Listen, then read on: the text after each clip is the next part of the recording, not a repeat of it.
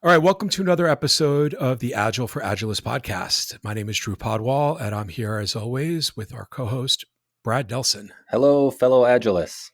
So Brad and I were talking, we're trying to figure out, actually, we had no idea what we were really going to talk about today. Yep. And we were bouncing around, bouncing around a bunch of ideas. And Brad, you had a great idea. So why don't you introduce the idea? All right, cool. Thank you. Yeah. I mean, it wasn't all mine. It built off of our conversations and our debates that we said we weren't going to have without recording. But here we are. So today we thought it would be good to discuss certifications in general in the field, in our industry, because it's a topic we see come up a lot. Right? You see it on LinkedIn, you see it on Reddit, you see it in Agile groups. And the question is, what certification should I get? And I would say there's even a question before that a lot of times people have already answered in their mind is, should they even get a certification? Or what methodology of the certification, as well. Right. So I don't know. I think a good place to start, the thing that sparks the most interest to me, at least, or that I hear a lot of, is the PSM versus the CSM. And I go both ways on that one, right? Like I have I think it was 2016, I got my CSM, I got my ACSM, and then I just recently got my CSPSM. And I've been kicking the can around for about the past couple of months, debating, do I want to do the PSM? And the answer is yes.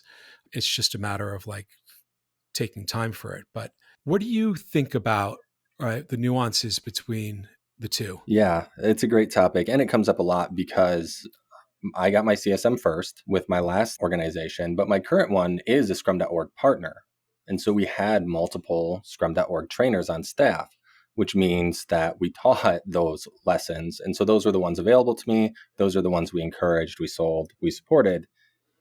And when it comes to the training itself, I don't recall it being overly different. I mean, there were years between them. I felt like a really great instructor for my CSM. The biggest thing at the time, the reason I got my CSM first is that it was more popular. It's been around longer. Organizations tend to recognize it more. Sometimes it's even in a job rec, must have CSM. Sometimes they say CSM or equivalent, but the CSM is kind of the staple certification.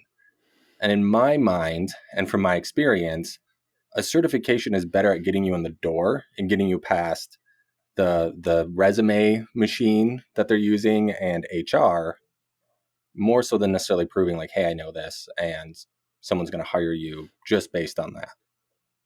So to me, the popular one was the win at the time.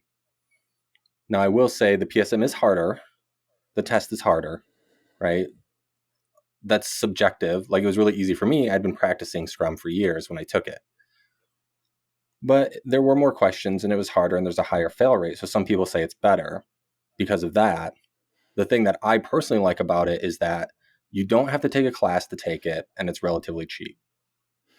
See, now that's where you and I differ, because I like the fact that the CSM means that you have to be in a classroom, right? To me, that's a pro, because the thing that I worry about with PSM certified Scrum Masters is that, the test is really, really hard, right? But, you can't test culture, right? You can test a person's ability to have the right answer, right? But you can't test their mindset around how they actually are interpreting the right answer culturally. And so the thing about the CSM that I like is that you have to sit in a classroom and, hopefully you're sitting in a classroom with a good instructor that is teaching you both, the Scrum part of the CSM, but the Agile manifesto from a standpoint of culturally what it really means, Right. And but the other side of that coin, right, is that with the CSM, you can show up to the class, kind of phone it in, and because the test is significantly easier, you're going to pass. And so I kind of wish that I think the PSM's test is right where it needs to be from a difficulty level and hurdle, and the subject matter is right where it needs to be. But if the PSM, required you to sit in a classroom with a trainer, then I think that would be a good 1-2 punch, right? And that's where my money would go to. Yeah, I definitely see that point of view. I was raised poor, and both of us don't have a formal education, right? So there is a little bit of that establishment or anti-establishment mindset that I have, but also just that barrier, right? Like I hate when money is a barrier for somebody to get into our industry or get into our field. And I mean, let's face it, 2 days, you're not going to be an expert. In fact, I wish it wasn't called Scrum Master Certification, because it's like, oh, I took a 2-day class. Now I'm the master of Scrum. I'm looking up right now how much it costs. I'm curious. I haven't done this in a while. Let's see here. Let's I think it's see. like 1,500. Wow, that's a lot. Okay, so I just saw there's a Black Friday sale on somebody's site for like $3.99, but who knows what the actual quality is. But yeah, that is a lot. I don't remember it being that much, but then, I'm old as dust. So, and I took it a while ago, but no, I get that, right? Like the other thing too, just to throw it out there, if there's any veterans who are listening, right?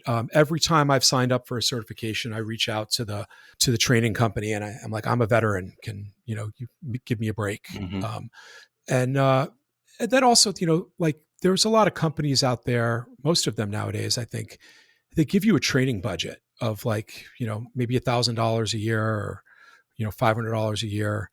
And a lot of people don't use that. They Right. just, but if you're paying for it out of pocket, then absolutely cost is, or if you're brand new, like you want to break into Scrum, which I see a lot of people talking about these days, where they've never been in software, they've never been a project manager, and for some reason they've heard about what it's like to be a Scrum Master, and they're trying to figure out which certification to get. And but I get that. The thing that I've always said though is what you get in training, or at least the value that I've always gotten from training, is it's the isms and the anecdotes of the Mm-hmm. instructor, right? So it's the stories that the instructor is telling you that's relatable. That helps you to kind of believe like that there is actually a company out there that, is doing Scrum as it's written in the Scrum guide, and so that when you go off on your own, that you have some anecdotal evidence to stand upon, and a few like witty coach isms to be able to throw around the room. Yeah. So So the other thing, I guess, to to consider as well is that now Scrum Alliance requires you to have SEUs to maintain your certification. I'm torn on education units, period. I think that they have good intention behind them, but they're so hard to truly like track and monitor and make sure that people are continuing their education that it almost just feels like a hoop or a hurdle to jump over. yeah, it definitely feels like something that is not like like they're not asking you for like concrete evidence. They're not asking you for like for you to take this and get it signed by the instructor who led the webinar or whatever it is. Right. And so it's, but, I get that. There's also what the PSM, do you have to pay to renew it at all? Or is it a one-time It's a fee? one and done. So then the question is too, hey, I took it 20 years ago. I don't think they've been around 20 years, but I took it a minute ago. Scrum Guide's changed. It's changed Yeah. quite a bit. The thing is like, I think where the shade for me comes on the PSM a bit is that there were a few engagements I was on where the Scrum Masters were PSM certified and not CSM certified. And their interpretation of the Scrum Guide was just completely off, right? Mm-hmm. Like completely off. They were definitely still project managers in Scrum Master disguise, or maybe the other way around. I don't remember, but Yeah. and it's not that I haven't seen that with the CSM. I just don't know that stood out to me at all. Oh, I've seen it with both. And that's the reason why at the end of the day, I'm not like super pro certifications. I have a million because I could for free. So why not? And the whole, like you said, get us past HR. And I truly did learn in those classes. They truly were topics I enjoyed. But whether you take the class or not, you're exactly right. So many project managers can pass the certification, especially a first level where it's just knowledge based and it's less on culture and it's less on behavioral or what's the best way to solve the situation. And then I hear, oh, well, I got 20 years of experience working in Agile because they have 20 years of experience as a project manager. And I have my CSM or PSM, right? I'm super senior and I'm awesome. You should hire me instead of, this person like myself when I was first starting out, where I only had a few years of real Agile experience. It does complicate the situation, I guess, is my purpose of my rant. Yeah. I've done training before. I've done, Scrum Master and product owner and DevOps training. And there have been times where there have been people in my classroom that were just not ready for this, right? Or Mm-hmm. they weren't getting it. And I've made an offer to them to say like, hey, we've got a couple options here, right? I'm happy to give you a full refund, but I can't let you continue with this class because I just don't feel like you're looking at this through the right lens yet, Mm-hmm. But then the other option I throw out there is like, the other side of the coin is, I will refund you partially for this, right? And as long as you're willing to continue to work with me in a small group session for the next like couple of months, for some mentoring, then we can move forward. But Interesting.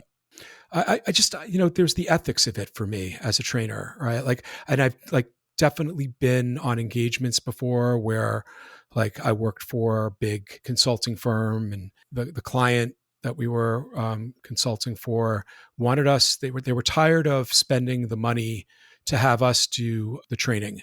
And they wanted us to certify people in-house so that they could have in-house trainers do the training. Yep. And those in-house trainers they'd never worked in software before. They were never project managers. They were definitely not agilists. They were just people who were part of the corporate training division, who had educational degrees, education degrees. And I watched them do the training after we certified them. And it was just missing the entire soul of things, Mm-hmm. and I didn't have any say in that. I wasn't part of, training them, but, and it made me cry. But I really feel like, there's a big ethical component to what we do. And that's why I kind of like the CSM a bit more because, to get your CST is really difficult. Mm-hmm. It's not an easy thing to get your CST. And I really feel like the CST, like you see PSM certification workshops all the time, like that you have to pay to take. And there's no governing body that says who can offer a PSM study group. There's nothing that's preventing some Joe Schmuckatelli, from standing up, or Jane Schmuckatelli, from standing up a study group. And, they're teaching the material that's going to help them get the right answers. But, how do we guarantee that they're providing the culture, the soul Mm-hmm. of what it means to be agile as part of that training? Yeah. I don't know a lot about paid study groups. I've heard of it. I don't know regulations or companies go after them or not. I do know to get your PST is quite involved.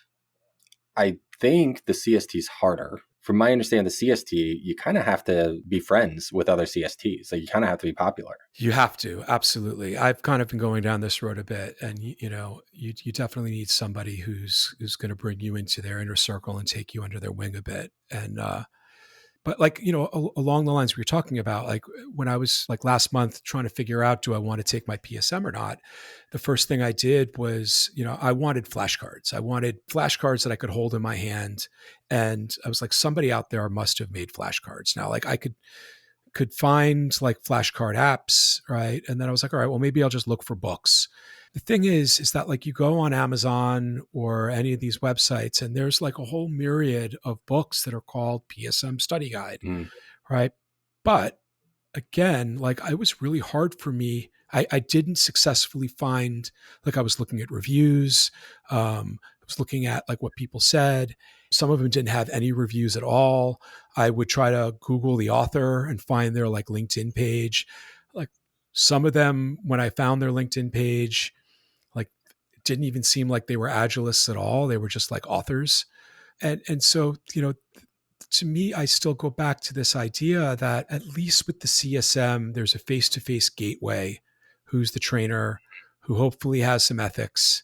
And is making sure that everybody understands the true meaning of Christmas. Um, you know, Something else, and maybe this is too tangential, you tell me, but that is interesting to me, and it's kind of come up in our coaching conversations as well. You hit on, hey, this education department at this company, right? We taught them how to do it. Well, the reverse, I don't know how much education training or thought goes into these training programs. yeah. Wait, do you mean the actual like training programs that companies like Less and Any like Scrum Alliance, Scrum.org, any of them where you have a trainer, like I know there's train the trainer programs and that sort of stuff, but how much of that is on facilitating the materials and just knowing your stuff as opposed to here are techniques that enable learning in people? Okay.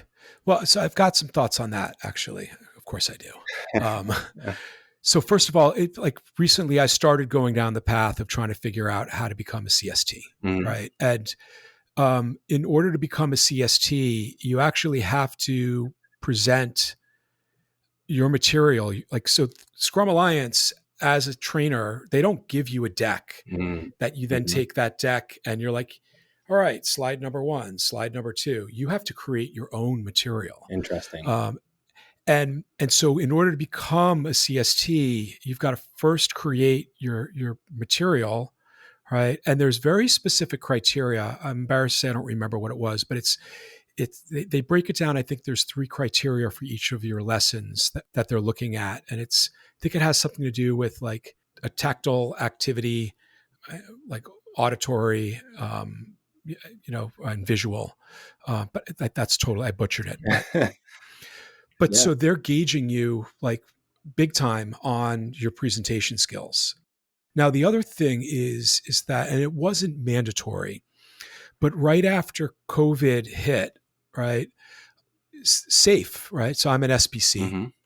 Safe created a course for how do you as an SPC conduct the safe certifications in this new normal of remote, training. Mhm. And so there was a lot of like information in it. And it wasn't like it was a self-paced course. It was probably like maybe like 4 or 5 hours worth of material. But then and I'm going to give a shout out now. There's a guy named Chris Lee. And I know that's a really like generic name. I went to high school with a guy named Chris Lee as well. But um, so two shout outs, I guess. But I'm thinking about taking his course that's specifically designed around how do you become a better trainer and facilitator and creating material and whatnot. His website, oh man, I wish I remembered it now. Let me pull it up because um, Yeah. So while you're pulling that up, uh, that's really interesting. And I did not know that about CSTs and that process. What I do know more of is the PST because I've worked with them on the back end more. Scrum.org has a different approach in that they provide you with the materials and they're very rigid on making sure everybody gets the same material. yeah, and I go back and forth on the fence on that one because I don't remember my CSM, but I remember it hit me and it made a big mark and it impacted me. But then I took my ACSM and I remember feeling like I learned nothing new. Mm-hmm. It didn't like there were no aha moments. Now, granted, like I had been around the block like numerous times by that point.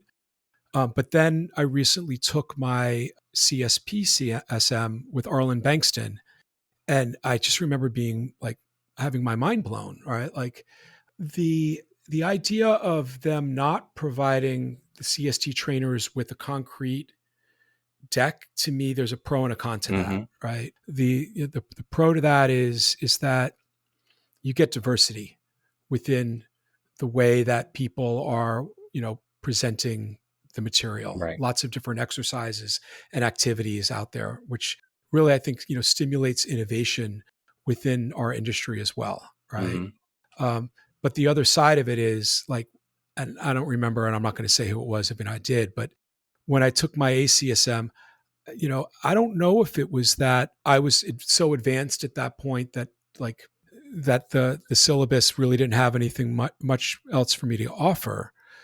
or much to offer me, or if it was that the material just was kind of like falling flat.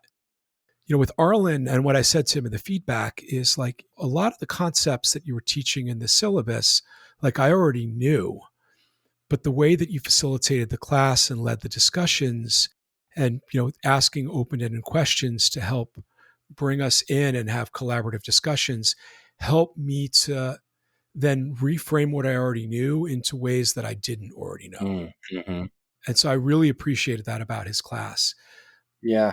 But I think some of it is your mindset going into the class too, right? Are you looking for something to learn, or are you looking to prove how much you know?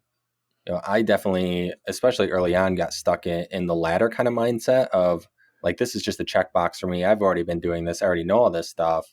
And that's never a good approach to take with it. Now, with the CSM, I did try. I remember like try to look for things to learn, and I did get some nuggets of information.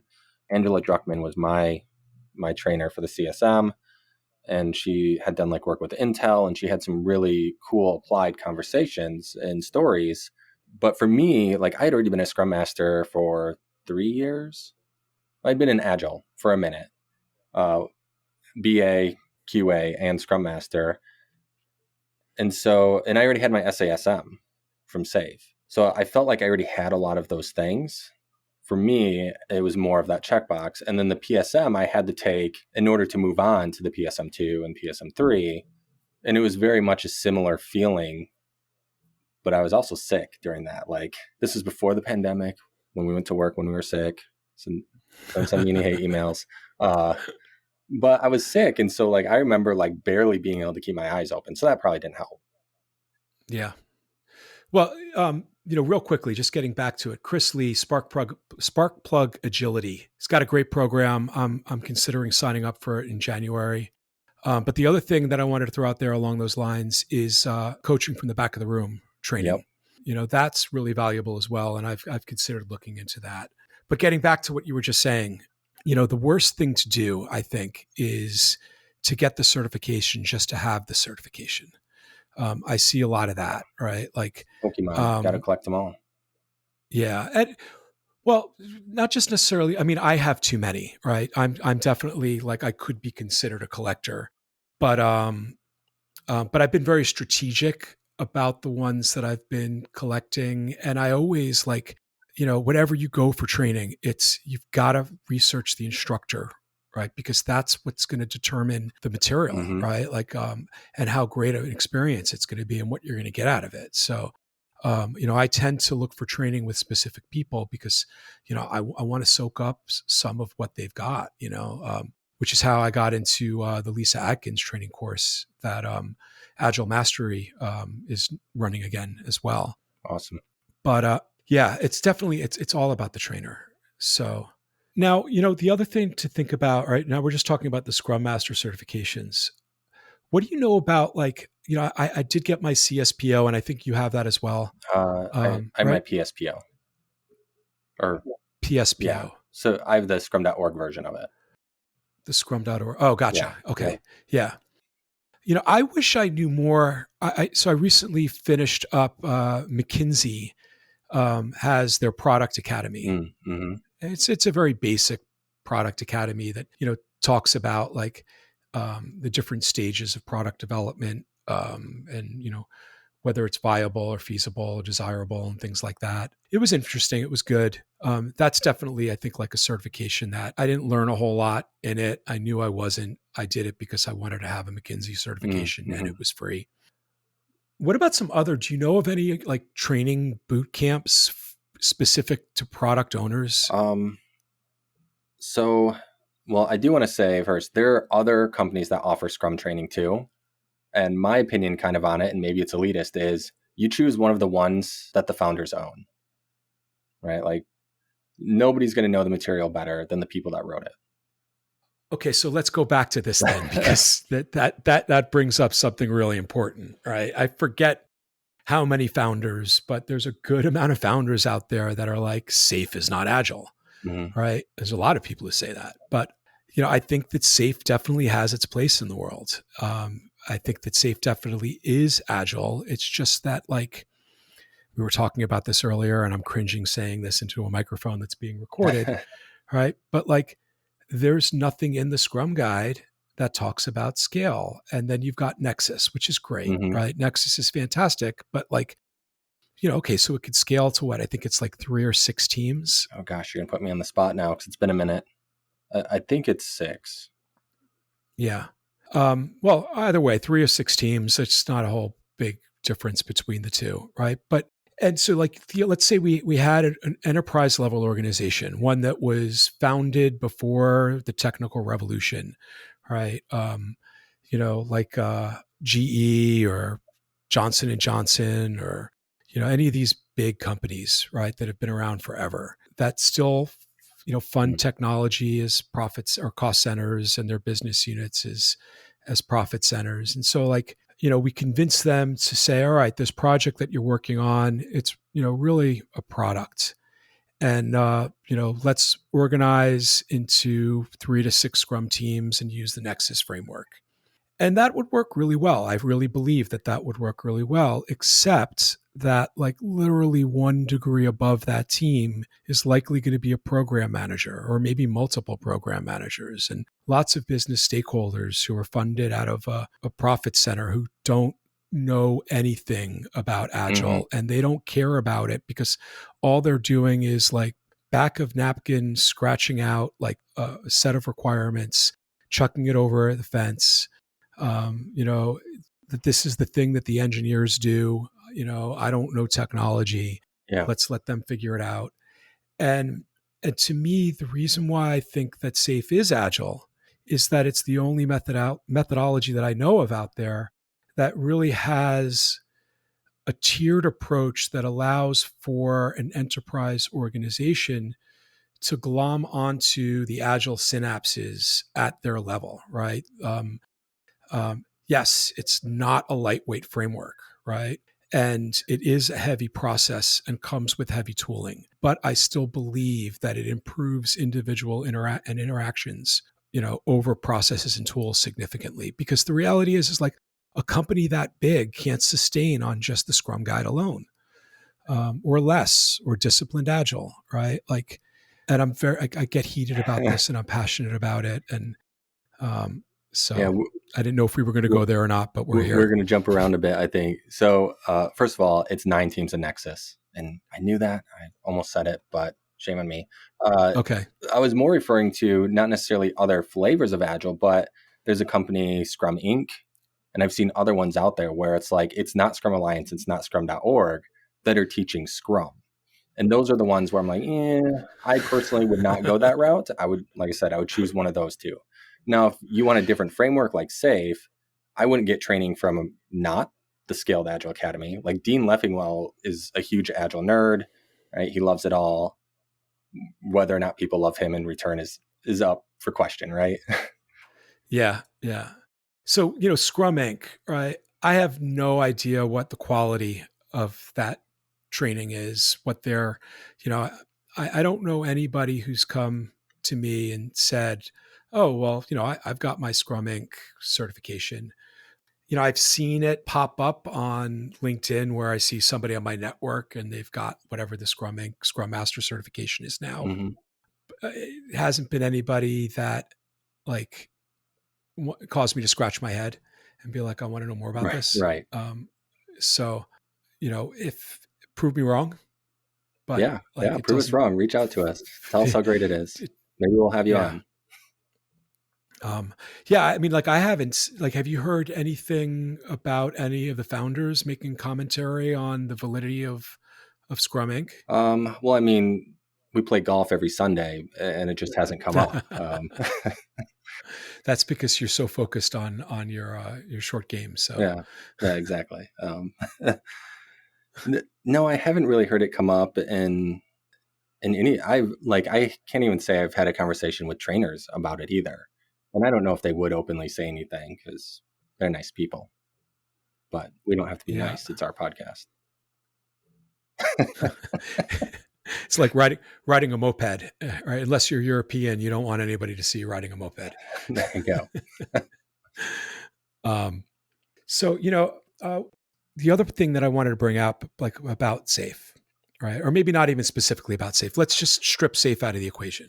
We've got Scrum Alliance and Scrum.org that are making great training programs, Mm-hmm. right? Like whether or not the CSM or the PSM is better is like, debatable by a couple of fractions of an inch, right? As far as I'm concerned. But it all depends on like circumstance. And the PSPO, or not the PSPO, is it Scrum.org is the PSPO? Yeah, everything's professional Scrum for the most part, so it's Right. PS. So PSPO versus the CSPO, right? Like they're great programs. I don't think they're designed for somebody who already knows how to be a product owner, I think, to be an agile product Mm-hmm. owner. Um, but we have a gap, right? The Scrum Alliance and Scrum.org have a gap past that, right? Because, what's the training program for developers to learn Yep. how to be a developer on a Scrum team? Or the training program for an architect to learn how to be an architect in in Yeah. that kind of There's organization, or, you know, there's a huge gap. Yeah. yeah. Like, we can, like, I hate to say it this way, like the project manager is kind of lateral to a scrum, not lateral. It translates to a scrum master, right? In that, like, if you're a project manager and you want to become more agile and shed your PMP kind of way of thinking and whatnot, that maps to a scrum Yeah. master or maybe a Or coach, right? PO. Um, or PO, yeah, Yeah. potentially. You're right, actually, a There's a PO. lot of similarities there. But program managers, people who are at that layer, Mm-hmm. right? What does that map to, right? And I feel like that's why I like Safe, is because Safe has those synapses that say, all right, you're senior leadership, you're an executive stakeholder. Don't just sit around twiddling your thumbs. Here's how you play the game with us. Yeah. And we've got material to teach them how to play the game with us, and it draws them in, and because that's what we need, right? We need executive level and business stakeholders to be more drawn into the agile transformation. Scrum.org and Scrum Alliance don't have that, you know? Not in my opinion, not where it needs to be. So Scrum.org does have professional agile leadership. So there's the PAL E and there's the PAL EBM, Oh yeah. evidence-based management. They also have the professional Scrum developer course. Now, they don't really offer that because nobody wanted to take it.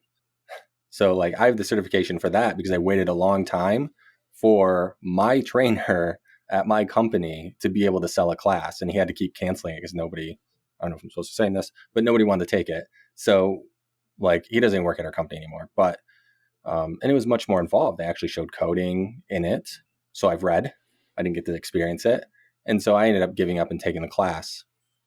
And when I took the class or the test, I felt like it was slightly more technical than I would expect a Scrum Master, just your average Scrum Master, to have to know. There's definitely stuff in it that I feel most Scrum Masters should know, and they don't. And that's maybe another conversation. But there were some things in there where I was like, man, like, you definitely don't need to know this.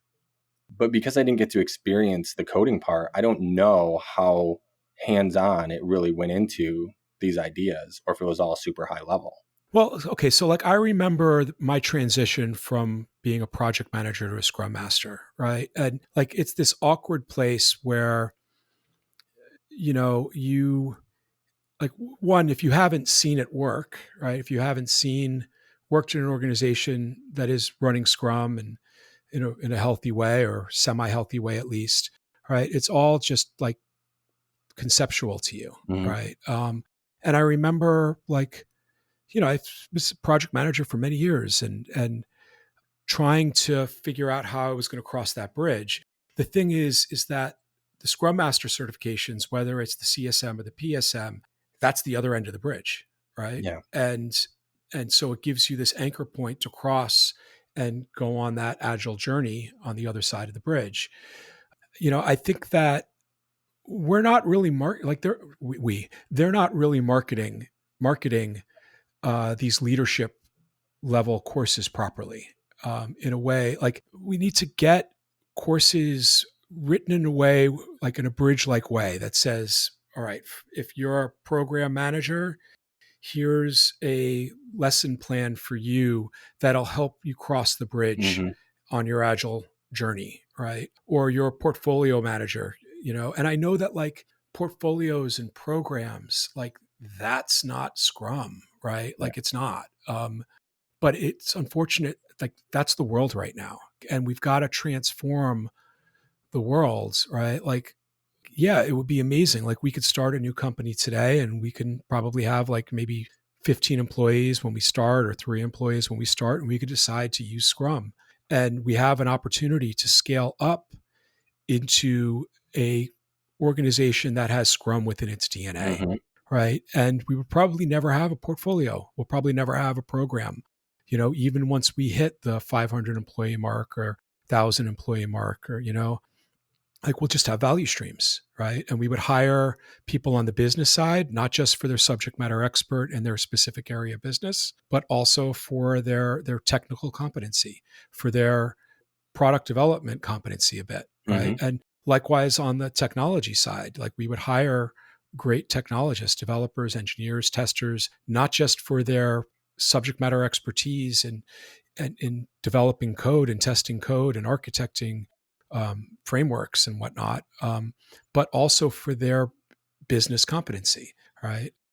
Yeah. And the thing is, these enterprise companies that were born in the pre technical revolution age, they've got such deep rooted silos that are like planted deep in the ground with so many levels. Like we've got to meet them where they are, right? Lisa Atkins says we need to meet our clients where they are, not in opposition Hmm. to who they are, right? And if we keep on running into the room with like the Scrum Guide, the Scrum Guide, the Scrum Guide, the Scrum Guide, that's not meeting them where they are. And we got to accept that these companies are already scaled. Like, Yeah. how do we descale them? Yeah. Well, the Scrum Guide keeps getting smaller and thinner, and so it doesn't hurt as much when you smack them with it either. So it's just not effective.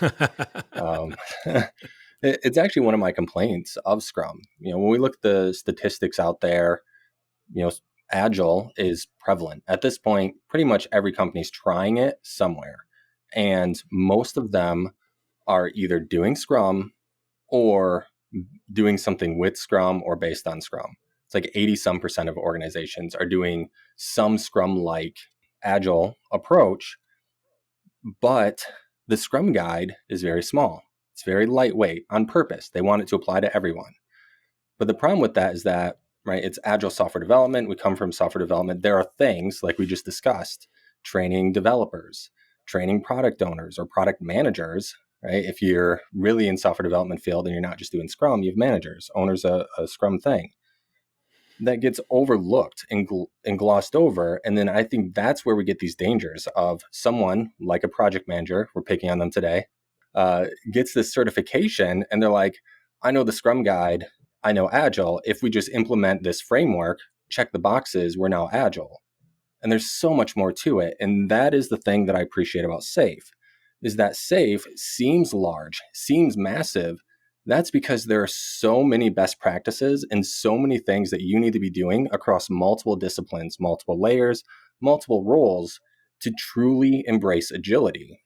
No, I agree. All of the different competencies of SAFe, and the material they provide really has the information that you need. You can't turn the ship around overnight, Hmm. right? You can't transform a company overnight. It takes time. It takes time to have these failure experiments and try it on for size, see how it feels, and see what you're doing well, right?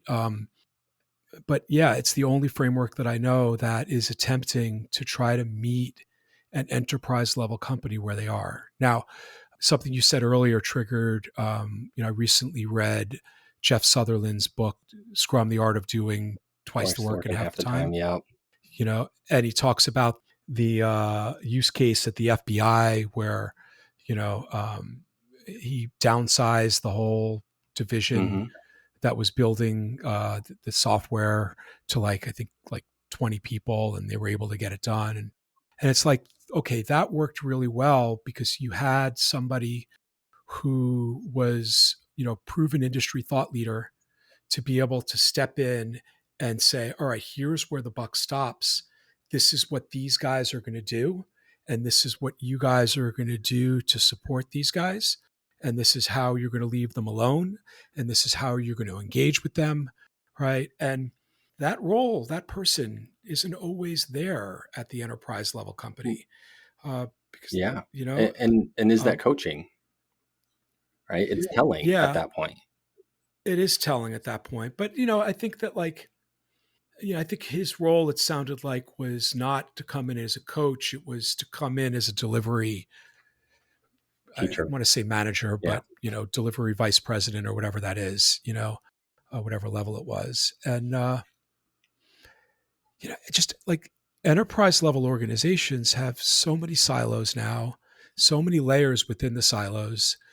You could put that one person there, but there's so many other silos that have the ability to like circumnavigate that one person, because you're working across 9 different silos, right? With other VPs. And when a VP crosses over the silo to 3 levels down, and, it's hard to, run that kind of block. It really is. Like, I'm not saying you can't, obviously you can, but the circumstances need to be right. And it's very rare to get a unicorn project. For sure. Yeah. Right.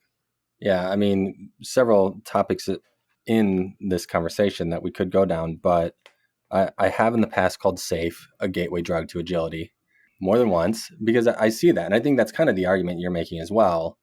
And I'm also a big fan of like Shuhari. We love to steal Japanese phrases in the agile industry, or I'll say Bruce Leeing it. Right? Like, you learn from the master, you apply the framework, and once you get the experience, deviate. And I'm a big proponent of that. But you need a place to start, and that's the value of these frameworks. They give you that place to start. Yeah. Yeah.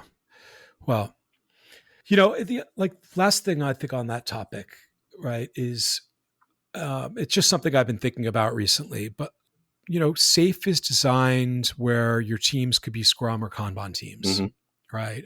And then like Scrumban as well. Like, I've done some Scrumban teams, but I don't see why you couldn't have like Nexus from the team up, right? Or sorry, team down, right? As a model within SAFe, or FAST is another one. I feel like you could embed FAST qualities as a team in SAFe. To me, SAFe is things that happen from the waist up mostly. It assumes that your teams are running Agile or running Scrum. It doesn't discount the fact that you still need coaching at that level and excellent Scrum masters. But, to me, it's really a waist up methodology. Yeah. But, to put a button on that, because I think we went down a rabbit hole a bit, like, to me, I think the biggest thing is that there's lots of different flavors of Agile. Methodologies, rather. There's one flavor of Agile. There's only one flavor of Agile. But there's lots of flavors of Agile frameworks and methodologies out there. And it breaks my heart to see people arguing about whose is the best. Right. Right. Like, I've got no shade for less. I've got no shade for disciplined Agile.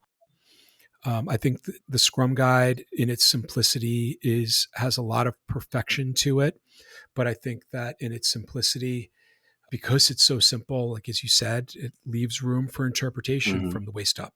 Like, what do we do from the waist up? So to me, the last thing that I really want to say about like the SAFe and everything else thing is that just try stuff, right? And don't throw shade at other Agilists. Ask them, right? Like, kind of like, we threw shade at Scrum Inc.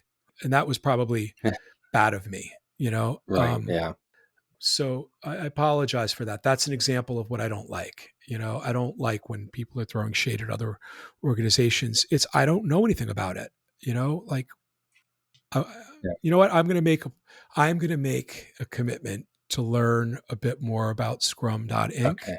And I'll come back to a podcast All episode. right. So, but let's get back to the topic, Yeah. because I think that we should, examine a bit more what we were talking about. The reason we went into the SAFe conversation is you were talking about, right, the training for leadership. And so for my organization and my trainer has introduced me in this past year-ish to lean change management and management 3.0. And other things I'd heard around, they're still kind of newish. And he really brought them in and brought them together for me. And that is the training that I would recommend for a leader is management 3.0. I really liked it. I really enjoyed it. It was eye-opening in some ways, even someone like myself, where I feel like I'm a pretty experienced agilist, pretty mature. There were still things where I struggled with. I'm like, oh, I got to like really reflect on this and potentially remap my thinking if I believe this to be true and if I believe this to be effective. But that's neither. That's none of these other organizations. How do you even Yeah. know it's out there? Yeah. Yeah. No, that's true. It is true. Like, how do you know? Well, you know, it's out there from consulting firms like yours Mm, that are aware of these things and bring them in. But I don't think that they're aggressively marketing that kind of program in a way that we need. Like I really feel like we need governing bodies of these kinds of organizations to partner with us because in order to descale, we've got to meet them at scale, right? yes. Like Yep. if you don't build the stairs to the top floor, there's no way people are going to be able to walk down it. Um, you Right. know, if there's a if that jump is really big to get to that first step, Hmm. where you got to like put on a harness or whatnot, nobody's going to take the first step. Um, so Yeah. I think that's a gap for us. Yeah. You know, So my lean change management training, I've been struggling to try to remember the person and the true like concept of it. But the gist of it is that you can't take a complex system and change it to another complex system. You have to descale it first. And so that's yeah. the idea there. And that is the argument against going like a safe route is like, we need to break things down first. Um, Well, but I disagree with that because like in theory, I wish that would be true. mhm, I agree with that in theory and concept, I should say, right? In theory and concept, right? Like for example, right? Like I showed up on a engagement once and there was like 12 BAs and 5 POs and 2 PMs and like 9 or 10 scrum teams. And everybody wanted to know what their role and their responsibility was, right? Like, well, what do we do with all these BAs? Like, and sometimes it's like, all right, well, where do you best fit in? Like, are you actually a PO? Are you what is where do you fit, right? The yeah, BA sometimes maps nicely to a PO, right? sometimes. Much Yeah. like from a skill set perspective. Yeah. But really, what you're saying to a company when you're saying you got to descale first is let's either fire Yeah. or convert certain employees into the roles that this framework says before we've even tested it out whether or not it feels good for us, before we even like we could provide all that, like, so we could fire the people that are unnecessary, or better yet, we give the training to Hmm. everybody, right? Then we determine who needs to go, right? And I'm not advocating for this, but then we determine who needs to go or who needs to be moved. Now we put them into the place that they need to be from a descaling perspective. We've now descaled, and now we start developing. Well, but wait a minute, like what company's going to stop developing, right? Like you can't Yeah. Fire them all. CEO descale can do it all. at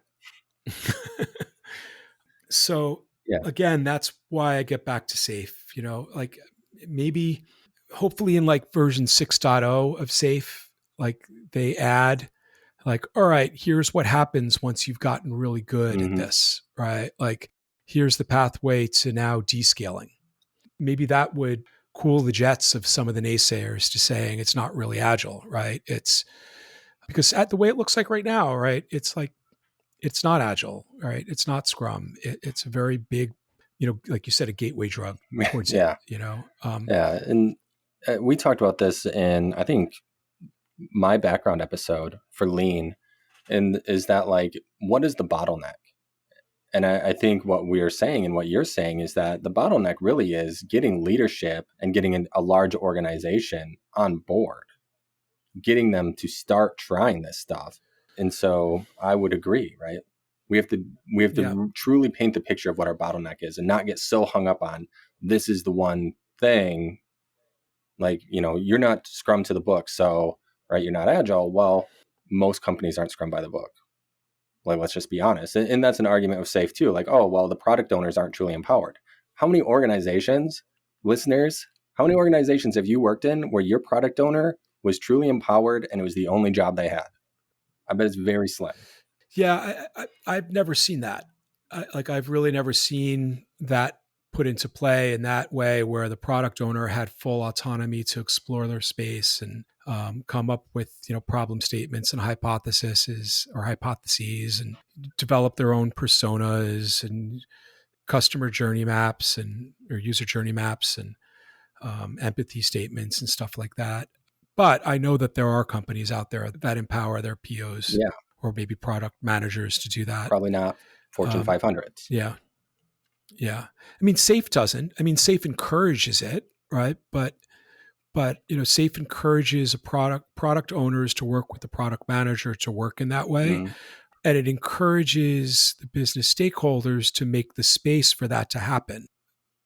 But I feel like that's some really next level stuff that um, it's like it takes high maturity to trust a system for sure. to that degree. Yeah. You know? Yeah. I think of Marty Kagan every time we talk about product management and product owners. Speaking of other training that's out there, there's Sun Valley Group that they offer training. He's got books out there, Empowered, Inspired. There's another one I'm not remembering that are really great resources. But Marty, talking about being negative, Nancy hates Scrum. Like, if you do Scrum, if you say Scrum, like, I'm probably going to get a nasty gram from him if I'm ever big enough for him to know that I talk about him, because he's like, keep my wife's I name know out he of your hates mouth. SAFe, but does he hate Scrum too? I thought he liked Scrum. No, he's against all that stuff. So he's Okay. right. He's going to Will Smith me for putting his name in my mouth. But it's one of those things that, yeah, I don't get the shade, I don't get the hate, and there's a lot of value there as well. But I've never taken his courses, so I don't know if his courses Yeah. are good. I do know, and this is kind of, I would say, my complaint of a lot of these organizations is that they typically are no longer practicing. They're now in the education industry. And so they're reliant on people who have experience. A lot of trainers, like in Scrum.org, they're still expected to do work with clients to continue to have experience, but a large portion of their time is as a trainer and with a trainer mindset.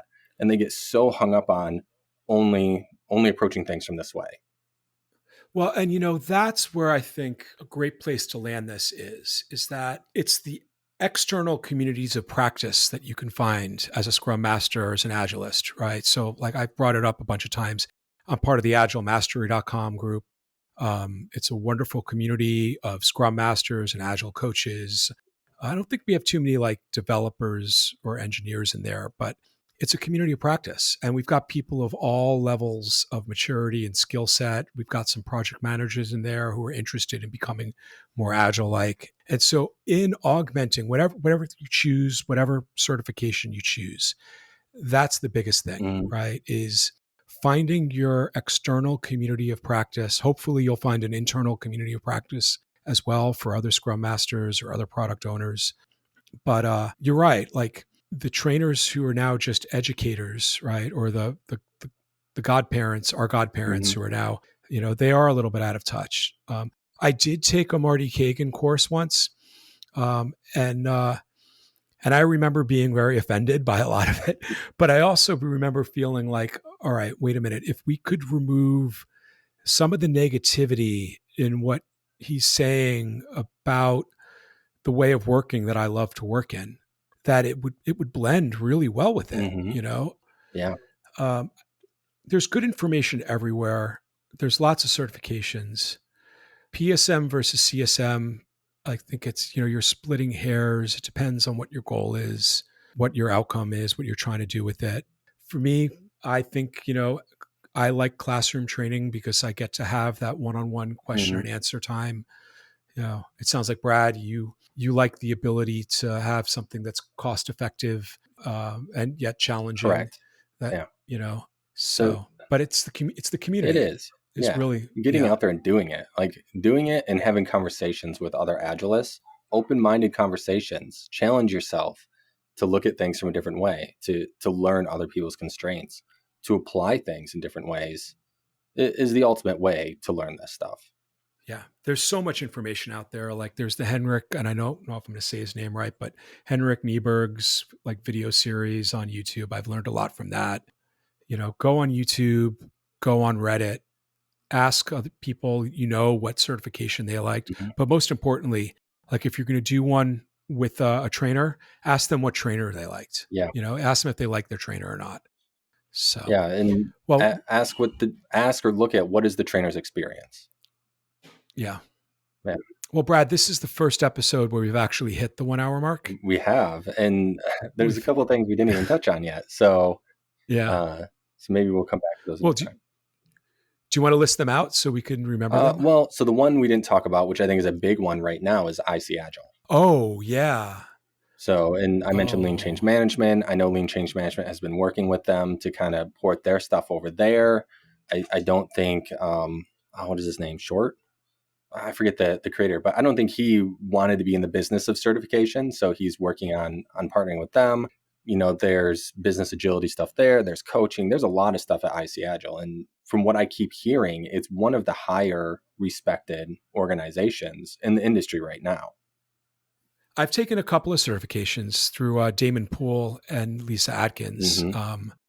And the thing that I love about IC Agile is it puts the coach in front of Agile, right? They teach you like the skills of coaching, right? Most Agile coaches, they know DevOps, they know Scrum, they know Kanban, whatever. I've said it before, and then they just add a suffix to coach. I feel bad that we didn't really dig in. Yeah, we should definitely dig back into that. Maybe we'll talk about an episode of what does it mean to be a coach versus an Agile coach, and we'll talk about that one because the IC Agile material is really phenomenal. And if anybody's looking for a recommendation, Lisa Atkins, Damon Poole, I've taken classes with both of them. I think they're absolutely amazing. And read their stuff. They've really like lots of eye-opening aha moments every step of the way with everything that they put out. So yeah I have Damon's book on my shelf. I don't know the name of it. And then I also have Lisa's book on my shelf. Lisa's is Coaching Agile Teams. Damon's is Professional Coaching for Agilists, Accelerating Agile Adoption. I saw Lisa's keynote last year as well, virtually. It was really good as well. She's got a lot of great stuff. So definitely encourage her, the things she has to say. I've not had her as an instructor. Yeah, their coursework is not just like career changing, but like life changing, right? You will benefit as a person just as much as you will benefit professionally by taking their courses. I can't say enough great things about it. Yeah. And there's another course I'm trying to remember. I had a teammate take it where it was very involved, like accredited, like 6 months. You had to show up. You had to like show the things you were doing. And I know IC Agile has some similar stuff to that. They're more advanced classes where you have to show that you're doing it. So I have my ICF, International Coaching Federation Associate Certified Coach certification. And that was, I probably could have done it in 1 year, but, I elongated a bit more. There's lots of like classroom time. There's lots of small group in between the classroom time. And what that certification focuses on is it has nothing to do with Agile. It's just how do you be a coach, right? And now a lot of them are geared towards like life coaching. So you've got to pick and choose the right one.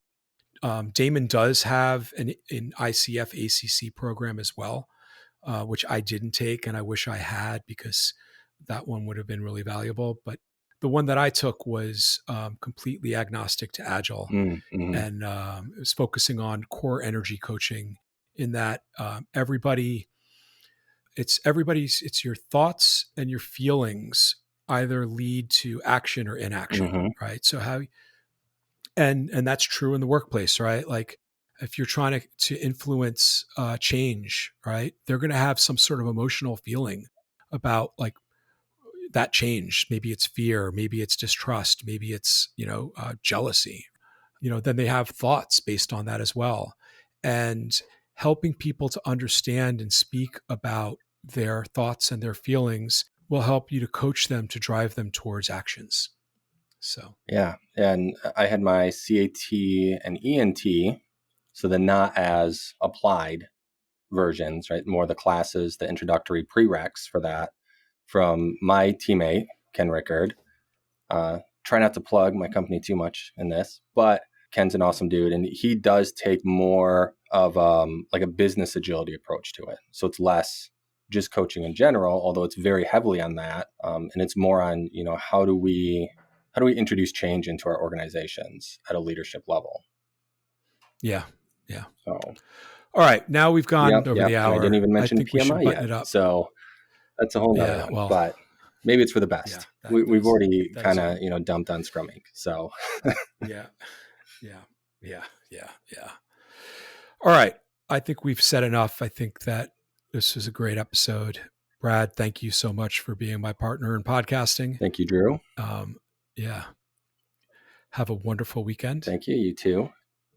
And we'll be back at it recording on Monday. We've got some time. Yes, we do. Yeah, we got to wrap this up and get this out to people so that you can tell us how awesome or great we are. Yeah, this is the 7th episode. So we've got 3 more to record before we're going to launch. And so if you're listening to this right now, we've done it. We've done it. High from the past. Yeah. All right, Brad, thank you so much. Thank you, Drew. Bye, everyone. Bye, everybody.